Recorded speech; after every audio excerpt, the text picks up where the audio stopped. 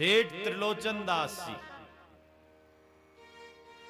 सेठ जी के पास बहुत बढ़िया चकाचक माल था, किसी चीज की कोई कृपा नहीं थी, तो जितने महात्मा आते थे सबको खिलाते थे। इनके घर में रोज संत प्रसादी होती थी।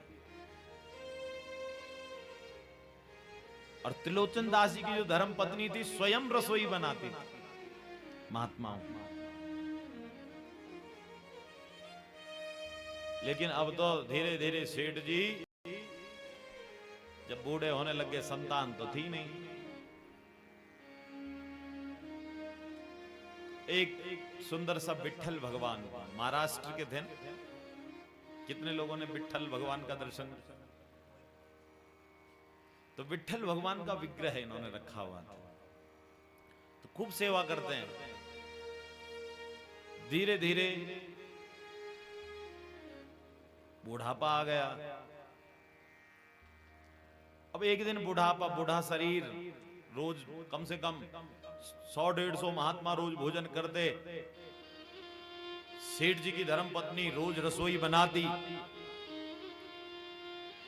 तो एक दिन सेठ जी अपनी भगवान की सेवा करते करते बोलने लग गए, प्रभु अब तो इतना बुढ़ापा आ गया, मैं अब संतों की भोजन की व्यवस्था चाहता हूं कि कोई ऐसा रास्ता मिल जाता कि मेरे घर में जितने महात्मा हैं सब जिमते रहें। लेकिन मेरा शरीर तो बिल्कुल अब बिल्कुल जीर्ण शीर्ण होता जा रहा है, बुढ़ापा आ गया।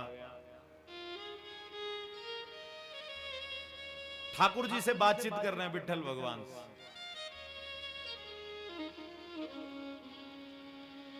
भगवान ने आज दास की बात सुन ली, सेठ जी की बात। तो सेठ जी की जो धर्म पत्नी है रोज साधु सेवा करती है, तो भगवान ने आज एक नौकर का रूप धारण कर लिया। किसका रूप? और सेठ जी के पास आए, सेठ जी हमने किसी ने आपका पता दिया मुझे और बोला आपको किसी सेवक की जरूरत है, क्या आप सेवक रखेंगे? ठाकुर जी नौकर बन के आ गए। बोला हाँ सेवक की तो जरूरत है, लेकिन बताओ क्या लोगे? बोला कुछ नहीं, वेतन नहीं लूंगा, लेकिन कुछ शर्त है मेरी। आज सेठ जी बोलने लग गए, पहला सेवक है जो शर्त भी रखता है। बोले चलो पहले अपनी शर्त बताओ, यदि हमें ठीक लगेगी तो हम आपको सेवा का अवसर देंगे। बोला मेरी एक शर्त है, सारा घर का काम करूंगा आपका। बोला यहाँ रोज 100 संत आते हैं, भोजन बनना चाहिए बढ़िया संत प्रसादी, संतों के भोजन में कोई कमी नहीं होनी चाहिए, है ना, बढ़िया बनना चाहिए। जैसे हमारे पैन्यूल जी बोल रहे हैं, बढ़िया बनना, बढ़िया खिलाओ इनको, बढ़िया बनाओ। तो ऐसे ही त्रिलोचन दास जी बोल रहे हैं, भैया संतों की प्रसादी में कोई कमी नहीं होनी चाहिए। बोला ठीक है महाराज, आपके जितने महात्मा आएंगे, जितने संत आएंगे, सबका हम बनाएंगे। बोला हमारे ठाकुर जी का भोग, बोला आपके ठाकुर जी की भोग प्रसादी सब बनाएंगे, सारा काम करेंगे आपके घर का। लेकिन शर्त एक है, मेरे को भोजन आपकी धर्म पत्नी पवाएंगे। सेठानी जी खुश हो गए, अब तो सारा काम ये करेगा, मैं माला जपूंगी। ठीक है, ये कितने का आएगा? 2-4 भूल गए, बना देंगे हम इसके लिए। बोले ठीक है, हम आपके लिए भोजन बना देंगे, हमें आपकी शर्त मंजूर। अब तो महात्माओं की खूब सेवा होने लग गई। पहले 100 आते थे, अब 200 आने लग गए, क्योंकि बढ़िया चकाचक माल छनने लग गया। और जब सेठ जी के पास भगवान आ गए नौकर बन के, नाम है इनका अंतर्यामी। क्या नाम है? सेठ जी बोलने लगे, अंतर्यामी तुम कितना खाओगे? बोला जितने ठाकुर जी पाते हैं। बोला कितना आटा? बोला 7-5 सेर, 5-7 सेर आटा। तो इतना का तो मैं खा ही लेता हूं। अब सेठानी जी बोले 5 सेर खाता है कि 7 खाता है? बोलो दोनों प्लस कर दो।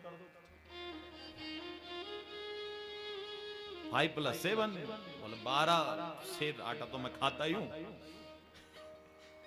अब सेठानी जी थक जाए 12 सेर आटा बनाते हुए, अंतर्यामी पाता रहे। अंतर्यामी ने शर्त रखी थी, जिस दिन तुमने मेरे भोजन में कमी की, मैं तुम्हारा काम धंधा छोड़ के चला।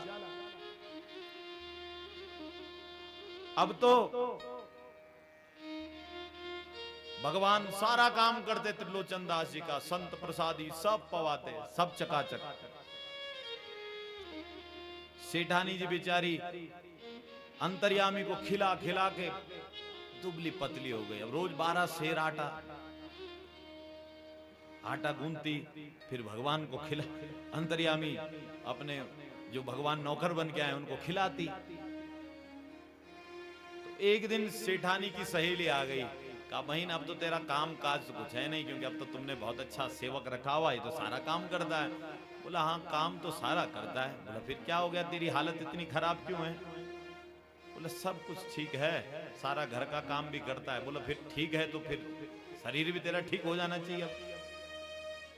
बोला कैसे ठीक होगा, इसके लिए खाना बनाना पड़ता है। बोला तो क्या हुआ, 2-4 फुल्की तो खाता होगा।